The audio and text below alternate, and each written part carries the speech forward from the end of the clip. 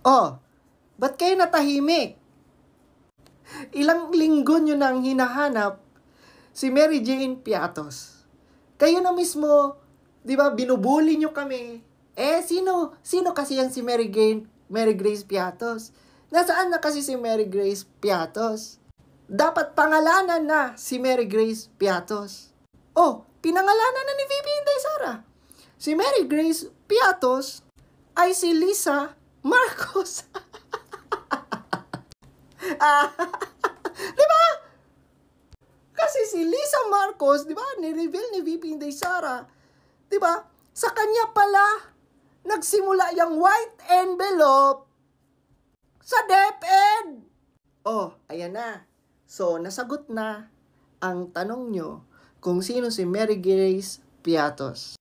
Siya ay si Lisa Marcos. Na back to you.